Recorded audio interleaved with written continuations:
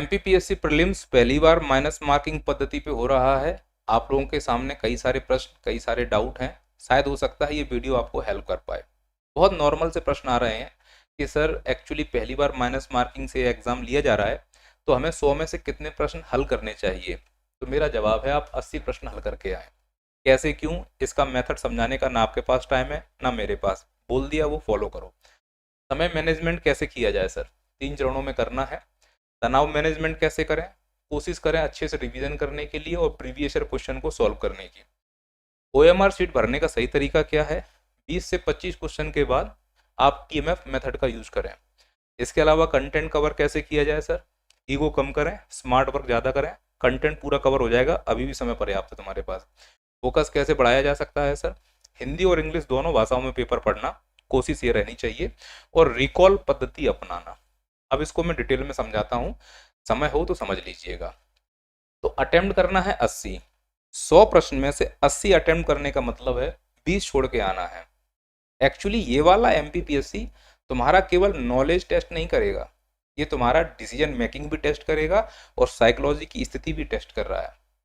Psychology की स्थिति क्या होती है, जैसे पेपर पलटा, पहले ही पन्ने पे 4 प्रश्न, चारों तुमसे नहीं बन रहे, घबरा गए, पेपर कठिन है, हाय अब हमसे नहीं बनेगा। ऐसी स्थिति में मनोबल कमजोर हुआ, फोकस कमजोर हुआ, फिर आगे अगर प्रश्न बनने भी हैं तो उसमें भी गोला गलत भर के आओगे और ये वाला प्रीलिम्स खत्म हो जाएगा तुम्हारा। तो सर क्या करें, साइकोलॉजी मजबूत करनी है। साइकोलॉजी कैसे मजबूत करें, दिमाग को ये बोलो कि 100 प्रश्न आएंगे, हाँ 20 छोड़ने हैं। तो ये मत सोचो कितने करने हैं, ये सोचो छोड़ने हैं कितने, 20। पहला पन्ना पलटा, चारों के चारों तुमसे नहीं बन रहे, लेकिन दिमाग कह रहा है कोई बात नहीं, 20 छोड़ने थे, 4 छोड़ दिए, 16 और छोड़ने हैं, करके नहीं आना है, आदेश है गुरु जी का। तो दिमाग जब उल्टा साइकोलॉजी खेलता है तब हमारा कॉन्फिडेंस बरकरार रहता है। एग्जाम में तुम्हारा कॉन्फिडेंस ही तुमको एसडीएम बनाएगा, क्योंकि ये एग्जाम नॉलेज केवल 50-60 क्वेश्चन तक ही टेस्ट करेगा। उसके बाद तुम्हारी डिसीजन मेकिंग और उस समय की साइकोलॉजी कैसी है ये डिसाइड करेगा कट ऑफ क्लियर कर पाओगे कि नहीं।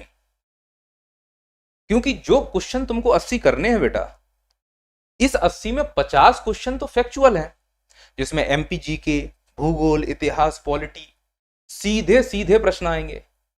मध्य प्रदेश की राजधानी बताओ, तो वो सब कोई टिक करके आएगा। तो इसका मतलब ये जो 50 क्वेश्चन है 80 में से, ये नॉलेज तो सबके पास है, ऑनलाइन कोचिंग पहुंच गई है, लोगों ने यूट्यूब पर पढ़ा दिया है, बच्चे तक कंटेंट पहुंचा है, सभी कोचिंग वालों ने जी तोड़ मेहनत की है कि बच्चों तक अच्छा कंटेंट पहुंचे। तो जो लोग गांव में घरों में बैठे थे उनके पास भी कंटेंट है। तो अब कंपटीशन तो अच्छा है, खासकर इन 50 क्वेश्चंस को लेकर, क्योंकि यूट्यूब पर जो वीडियो गए हैं उससे कंटेंट और नॉलेज तो आ गया बच्चों के पास। तो इन प्रश्नों में वो गलती तो करने से रहे। तो यदि तुम गोला भरते समय इन 50 में से 2 प्रश्न भी गलत कर देते हो तो माइनस मार्किंग की चपेट में आ जाओगे, क्योंकि यहां पर वो बच्चे गलती करके नहीं आएंगे, क्योंकि इसमें तो सभी को नॉलेज है। तो नॉलेज के मामले में भीड़ ठीक ठाक है और नॉलेज के मामले में कंपटीशन अच्छा है। फिर आते हैं इसके दूसरे चरण पर, जिसमें 15 प्रश्न होंगे। 15 प्रश्न मानता हूं कि कॉन्सेप्चुअल होंगे, जोड़ियां मिलाने के लिए पूछेगा, कथन कारक पूछेगा, निम्नलिखित में से कौन सा सत्य है असत्य है, इस प्रकार के प्रश्न आएंगे। अब यहां पर जो पुराने चावल हैं वो अपना कॉन्सेप्ट अप्लाई करके उन प्रश्नों को सही करने का प्रयास करेंगे। यहां तक फैक्चुअल तो नॉलेज एक वन शॉट वीडियो में लोगों तक पहुंचा, लेकिन जो पहले से पढ़ रहे हैं, 2 टॉपिक को इंटरलिंक करके पढ़ पाए हैं, उनके लिए ये वाला टॉपिक अच्छा है। तो अब कंपटीशन थोड़ा सा और गहरा हुआ। तो यहां से 50 और 65 के आसपास तुम गिर गए, पर मानता हूं कि कट ऑफ तो ठीक ही ठाक जाएगा, 67 से लेके 70 के बीच में।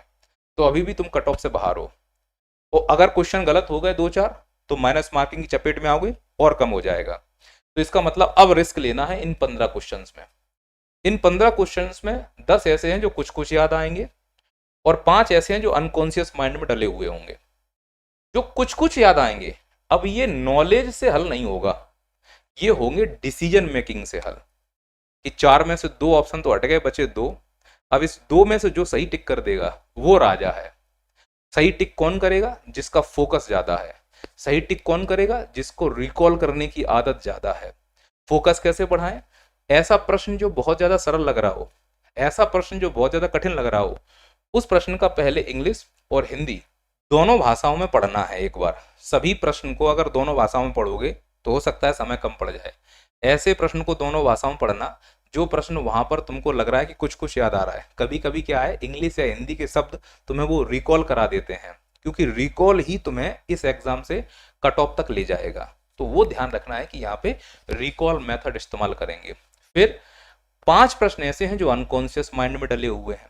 तो याद रखना है जो अनकॉन्शियस माइंड वाले क्वेश्चन है, ये एग्जाम के लास्ट तक जाते जाते, लास्ट के 10-5 मिनट बचते हैं, अपने आप याद आने लगते हैं। उसके 2 रीजन है, खुसर फुसर भी होने लगती है थोड़ी बहुत, तो उससे रिकॉल होने लगता है और पढ़ते पढ़ते भी याद आ ही जाता है। अनकॉन्शियस माइंड की सबसे बड़ी विशेषता ये है, मुसीबत के समय ही एक्टिव होता है। तो शुरुआत पे जो प्रश्न तुम्हारे अनकॉन्शियस माइंड में है उसको डले रहने दो, बाकी प्रश्नों पर फोकस करो, समय के साथ अपने आप रिकॉल हो जाएगा। और एक बार जो निश्चय हो जाए कि ये प्रश्न का उत्तर हो सकता है, उस पर टिक लगा दो। जो अंदर से एक बार आ गया ना, वो सही मान लेना, बार बार चेंज करने की कोशिश मत करना। यही अनकॉन्शियस माइंड का नियम होता है। क्लियर है? तो 80 प्रश्न का क्या फिलॉसफी है, क्या डिसीजन मेकिंग का इंपैक्ट होता है, वो मैंने आपको सब बता दिया। तो नॉलेज कम, डिसीजन मेकिंग बहुत जरूरी है। उसके लिए तुम्हें वहां पे पूरी तरह फोकस होना पड़ेगा। सर समय प्रबंधन कैसे करें? तो जब एग्जाम हॉल में बैठते हो, मान लो पहला पेपर आपको मिला, तो शुरू के 1 मिनट से लेके 70 मिनट तक या 60 मिनट तक जो पहला राउंड है, उसमें उन क्वेश्चनों को हल करो जो सबसे बन रहे हैं। और वो क्वेश्चन कौन से हैं? ये 50 वाले, ये 15 वाले जो विशुद्ध रूप से तुमसे बन रहे हैं, पहले उन पर टिक करो। अब उसमें कोई बदलाव होने की संभावना नहीं है। मध्य प्रदेश की राजधानी भोपाल, तो भोपाल ही होने वाली है, अब इसमें कोई चेंज होगा नहीं। तो 50-55 क्वेश्चन ऐसे हैं जिनके उत्तर तुम्हें सीधे मालूम है, तो उनको टिक करो और उनका इसी समय के दौरान गोला भर लो। गोला कैसे भरना है वो मैं आपको बताऊंगा। अब राउंड दूसरा शुरू होगा, 70 से लेके 110 मिनट। अब वो क्वेश्चन अटेम्प्ट करो जो इस कैटेगरी में आ रहे हैं, 15, 10 और 5। इसमें से कुछ क्वेश्चन हमने पहले राउंड में कंप्लीट कर लिए, कुछ में डाउट था। अब इन डाउट वाले क्वेश्चन में पहले ये करेंगे, फिर ये करेंगे, फिर अनकॉन्शियस एक बार ट्राई करेंगे। जो अनकॉन्शियस नहीं बना है उसको छोड़ देना, जो बिल्कुल याद नहीं आ रहा है उसमें तुक्का लगाने की जरूरत नहीं है। अब लास्ट के 10 मिनट, क्योंकि यहाँ पर भी गोला भर लिया है, यहाँ पर भी गोला भर लिया है। अब जो 10 मिनट बचे हुए हैं, पहले चेक कर लो कोई गोला जो हमने टिक लगाया था पेपर में वो भरा या नहीं। वो कंप्लीट हो गया, समय फिर भी बचता है। अब जाओ अनकॉन्शियस वाले पर। अब यहाँ ट्राई कर सकते हैं, क्योंकि 80 से कम अटेम्प्ट करना भी रिस्क है अपने आप में। तो इन 5 प्रश्नों में जो अनकॉन्शियस है, 10 मिनट में जब हम ट्राई करते हैं, कानाफूसी हो रही होती है एग्जाम हॉल में, तो शायद संभावनाएं बन जाती हैं कि ये प्रश्न का उत्तर सही होगा। तनाव मैनेजमेंट कैसे करें सर? अब बहुत कम समय बचा है, अंदर से मन घबरा रहा है, तो सबसे पहले कुछ नया ना पढ़ें, है ना। कुछ चोचले निकाले जाएंगे, ये वो फलाना ढिकाना, अब नया पढ़ने की आवश्यकता नहीं है। पूरे साल नहीं पढ़ा तो अब पढ़ के कौन सा तुम तीर मार लोगे। तो नया पढ़कर अपना आत्मविश्वास ना घटाएं। हाय भगवान, ये वाला फैक्ट तो हम पढ़ ही नहीं पाए थे, मर गए, अब कहां से होगा। कुछ नहीं होने वाला है। तुम क्या करो, जो तुमने नोट्स बनाए हैं, सर नहीं बना पाए, अरे तो जो भी कंटेंट पढ़ा है जिस भी कोचिंग का है, उसी कंटेंट को तुम बार बार रिवीजन करो और भरोसा रखो कि ये हमारी नैया पार लगा देगा। प्रीवियस ईयर क्वेश्चंस पढ़ने का प्रयास करो जब भी मनोबल डाउन हो। 1-1.5 घंटे जिस टॉपिक में तुम्हारा मनोबल डाउन हो रहा है उसके प्रीवियस ईयर क्वेश्चन पढ़ डालो। सर कोचिंग के टेस्ट के एमसीक्यू लगाने हैं क्या? अब समय इतना नहीं है, लेकिन निहारना चाहते हो तो एमसीक्यू निहार सकते हो, वही जो तुमसे नहीं बन रहे हो। कोशिश करना कि करंट में जो टॉपिक चर्चा में है उसके फैक्ट तुमसे ना छूट पाए। और इतनी तैयारी तुमने की होगी, जैसे दार्जिलिंग चाय का जीआई टैग पूछ सकते हैं, चर्चा में है, मोदी जी गए थे उधर चाय तोड़ने के लिए, तो इस प्रकार से कोरिलेट कर सकते हैं। अब चूंकि पेपर तो 1-1.5 महीने पहले ही तैयार होना शुरू हो जाता है, तो करंट में बहुत नया करंट नहीं पूछते हैं, वो पुराना ही करंट पूछेंगे, लेकिन एग्जाम्पल के तौर पर मैंने तुमको बता दिया। ओएमआर सीट कैसे भरना है सर? एक स्लॉट में 25 क्वेश्चन होते हैं, मैं मान लेता हूँ 20 क्वेश्चन हो, जितने भी क्वेश्चन हो, चलो मान लेते हैं 25 क्वेश्चन होते हैं। तो सबसे पहले 25 क्वेश्चन का जैसे स्लॉट पूरा हो उसको भर लो आप। वो मेथड क्या रखना है? टीएमएफ। पहले टिक लगाओ, उसके बाद मैच करो कि ये 2 का बी ही है, फिर फिल करना। सीधे तुर्रम खान ही बनना है, हटाओ डायरेक्ट आई एम अनुभवी, फिर बाहर आके बोलोगे सर बी का सी भर दिया, क्या करें? कुछ नहीं, अगले साल फिर प्री की तैयारी करो, आओ मिलते हैं। प्रॉपर गोला भर के आना है। कैसे? ऐसा गोला भरना है ना, ऐसा ड्रामा मत करना है ऐसे ऐसे ऐसे ऐसे, नहीं, प्रॉपर इस प्रकार का गोला भरना है। सर कंटेंट कवर कैसे करें? बहुत आसान है, सिलेबस उठाओ, प्रीवियस ईयर क्वेश्चन देखो। जिस सिलेबस को तुम देख रहे हो टॉपिक को, उसका प्रीवियस ईयर क्वेश्चन उठाकर देख लो। देख लिया सर, अब उसमें जो हेडिंग लगी हुई है उसी को टॉपिक मानो, डेप्थ में मत जाओ, बस उस टॉपिक को पढ़ डालो, क्लियर है सर। और क्या करना है सिलेबस कवर करने के लिए? ईगो कम रखो, तुर्रम खा मत बनो, हमसे सब बनता है। अबे कुछ नहीं बनता, नहीं आते ही क्यों तुम यहाँ पर? कुछ नहीं बनता, तुम केवल मूर्ख बना रहे हो अपने आप को, दूसरों को। उतना अगर तुमसे बनता है जो एग्जाम में आता है तो ठीक है, तुमसे वो बनता है जो एग्जाम में नहीं आता है।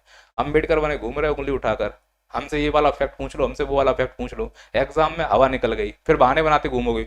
बन तो रहे थे, चक्कर आ गए, गोला गलत बत दिया हमने, गधे। स्मार्ट वर्क करना सीखो। स्मार्ट का मतलब जो समरी बनाई है उसको रिवीजन करो। माइंडसेट बहुत बड़ा गेम है, एक बार भाई ने गोला भर दिया चेंज नहीं होगा। किस वाले क्वेश्चन में? जिसमें भरोसा है, जिसमें भरोसा नहीं उसको टच ही नहीं करना है। एब्रीविएशन, छोटी छोटी ट्रिकें बनाते हैं हम लोग। जैसे डॉक्टर एक एब्रीविएशन है, इसका मतलब डॉक्टर होता है, तो एब्रीविएशन से याद रखना अपने, रिकॉल करो, जो भी पढ़ा है उसको रिकॉल करने की कोशिश करो आंख बंद करके। टाइम बाउंड, किसी भी कॉन्सेप्ट को एक समय में तोड़ने की कोशिश करना, समय का विशेष ध्यान रखना। कई लोगों के हड़बड़ी में पेपर के गोले ही नहीं भर पाते हैं। तो ये मेरी तरफ से सलाह है, बाकी आप बताओ इसमें आप क्या सजेशन चाहते हो। मैं तो कहता हूँ काम रहो, कूल रहो। अगर ईमानदारी से तैयारी की है तो इतना भी बड़ा पेपर नहीं है कि तुम्हें परेशान कर पाए। अच्छे से सो, अच्छा खाओ, बीमार नहीं पड़ना है, फालतू का तनाव नहीं लेना है। तनाव लेने का मतलब है तुम्हें अपनी तैयारी पे शक है, और अगर तैयारी पे शक है तो इस शक को केवल आप ही अपने आप से दूर कर सकते हैं। बहुत ज़्यादा मोटिवेशन डाउन हो रहा है, घबराहट हो रही है, प्रीवियस ईयर क्वेश्चन लगाने लगो, थोड़ा सा कॉन्फिडेंस आने लगता है। बार बार रिवीजन करोगे, चीज़ें रिकॉल होंगी, कॉन्फिडेंस आने लगेगा। निवेदन है नई चीज़ की तरफ ना जाएं, कोशिश करें कि जो तुम्हारे पास कंटेंट है उस पर भरोसा रखें, उसी को बार बार रिवाइज करें। वहाँ पे गोला भरने की गलती ना कर दें। क्वेश्चन अटेम्प्ट करने के जितना बोला है उतना ही करते हैं, अगर कम करना चाहो तो कम करें। या मेरा कहने का मतलब है अगर तुमसे 70 क्वेश्चन एकदम एक्यूरेट बन गए हैं तो फिर उतने ही भर के आओ, पर ऐसा पॉसिबल नहीं है, मन नहीं मानेगा। इसलिए 80 का टारगेट फिक्स रखो, ऊपर भी मत जाओ, कम भी मत रखो। तुक्का भी लगेगा तो किस्मत अच्छी होगी तो अच्छा लग जाएगा। तो अनकॉन्शियस माइंड को एक्टिव रखो, अपने पे भरोसा रखो। अपने पे भरोसा मतलब अनकॉन्शियस माइंड एक्टिव, वहाँ पे फोकस होकर प्रीलिम्स में जो फोकस, उसका प्रीलिम्स क्लियर। पूरे साल की मेहनत का निष्कर्ष केवल ये है कि पूरे साल तुम क्या किया कोई याद नहीं रखेगा, प्रीलिम्स में अगर फोकस हो गए मतलब सब जगह फोकस हो गए। चलते हैं अगले वीडियो में। जय हिंद, जय भारत। ओढ़ के आना बे।